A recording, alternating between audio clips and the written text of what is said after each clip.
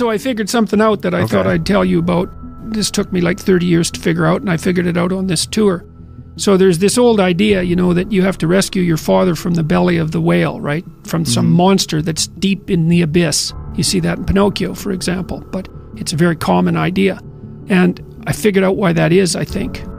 So imagine that we already know from a clinical perspective that, you know, if you set out a path towards a goal, which you want to do because you need a goal and you need a path, because that provides you with positive emotion, right? So you set up something as valuable, so that implies a hierarchy. You set up something as valuable. You decide that you're going to do that instead of other things, so that's kind of a sacrifice, because you're sacrificing everything else to pursue that. And then you experience a fair bit of positive emotion and meaning as you watch yourself move towards the goal. And so the implication of that is the better the goal, the more full and rich your experience is going to be when you pursue it. So that's one of the reasons that's one of the reasons for developing a vision and for fleshing yourself out philosophically, because you want to aim at the highest goal that you can manage. Okay, so you do that, and then what you'll find is that as you move towards the goal, there are certain things that you have to accomplish that frighten you. You know, maybe you have to learn to be a better speaker, a better writer, a better thinker, or you have to be better to people around you, or you have to learn some new skills and you're afraid of that. Whatever, because it's going to stretch you if you pursue a goal, and so that'll put you up against challenges. Okay, so all the clinical data indicates, well, the opposite of safe spaces, as Jonathan Haidt has been pointing out, that what you want to do when you identify something that someone is avoiding, that they need to do because they're afraid, you have them voluntarily confront it. And so you break it down. What you try to do if you're a behavior therapist is you break down the thing they're avoiding into smaller and smaller pieces until you find a piece that's small enough so they'll do it. And it doesn't really matter as long as they start it. You know, then they can put the next piece on and the next piece. And what happens is they don't get less afraid exactly, they get braver. They get it's like there's more of them. And here's why. So imagine you do something new and that's informative, right? There's information in the action, and then you can incorporate that information and turn it into a skill and turn it into a transformation of your perceptions. So there's more to you because you've tried something new. So that's one thing. The second thing is, and there's good biological evidence for this now, that if you put yourself in a new situation, then new genes code for new proteins and build new neural structures and new nervous system structures. Same thing happens to some degree when you work out, right? Because your muscles are responding to the load, but your nervous system does that too. So you imagine that there's a lot of potential you locked in your genetic code. And then if you put yourself in a new situation, then the stress, that's the situational stress that's produced by that particular situation, unlocks those genes and then builds new parts of you.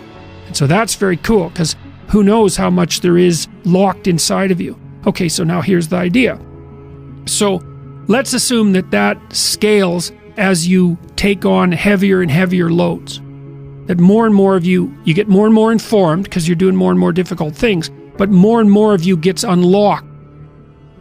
And so then what that would imply is that if you got to the point where you could look at the darkest things, so that would be the abyss, right? That would be the deepest abyss. If you could look at the harshest things, like the most brutal parts of the suffering of the world and the malevolence of people and society, if you could look at that straight and directly, that would turn you on maximally. And so that's the idea of rescuing your father, because imagine that you're like the potential composite of all the ancestral wisdom that's locked inside of you biologically. But that's not going to come out at all unless you stress yourself, unless you challenge yourself. And the bigger the challenge you take on, the more that's going to turn on. And so that as you take on a broader and broader range of challenges and you push yourself harder, then more and more of what you could be turns on, and that's equivalent to transforming yourself into the ancestral father. Because you're like what would you call it? You're the consequence of all these living beings that have come before you. And that's all part of your biological potentiality. And then if you can push yourself, then all of that clicks on, and that turns you into who you could be. That's the re-representation of that positive ancestral father. The point is, your best strategic position is, how am I insufficient and how can I rectify that? That's what you've got. And the thing is, you are insufficient. And you could rectify it. Both of those are within your grasp if you aim low enough. One of the things why do you see that? That's another thing you keep saying. Aim low enough. Have a low enough bar. Why do you mean that? Well, let's say you've got a kid and you want the kid to improve. You don't set them a bar that's so high that it's impossible for them to attain it. You take a look at the kid and you think, okay, this kid's got this range of skill. Here's a challenge we can throw at him or her that exceeds their current level of skill, but gives them a reasonable probability of success.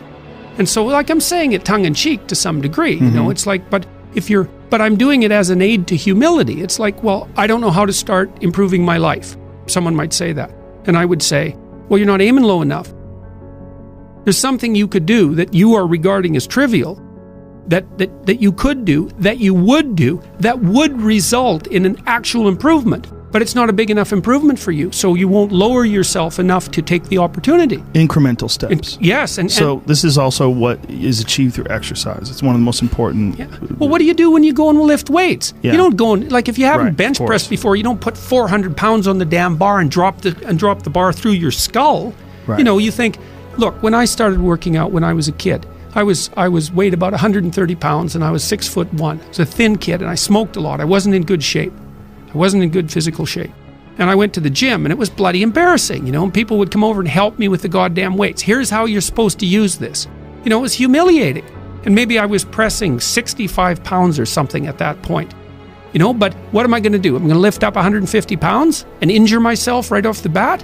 No, I had to go in there and strip down and put my skinny goddamn self in front of the mirror and think, son of a bitch, there's all these monsters in the gym who've been lifting weights for 10 years and I'm struggling to get 50 pounds off the bar.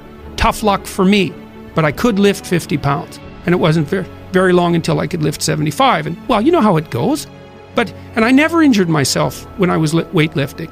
And the reason for that was I never pushed myself past where I knew I could go. And I pushed myself a lot.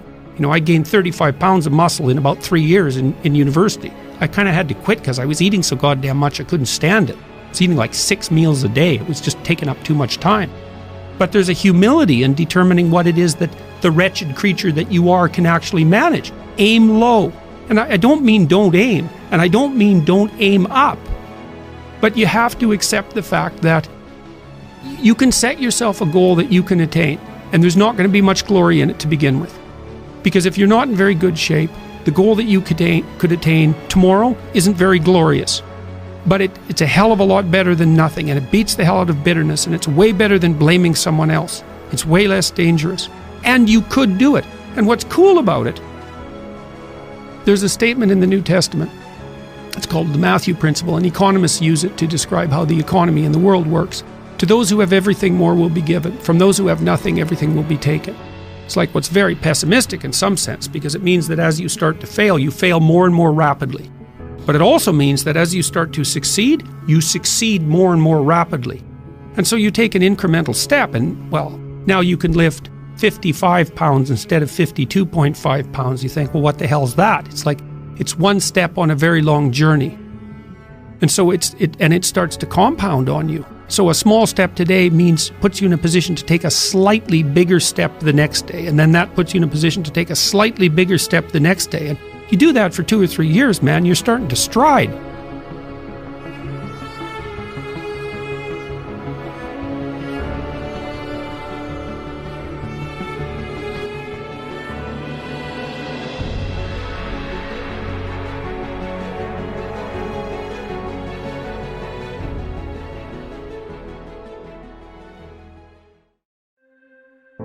My advice to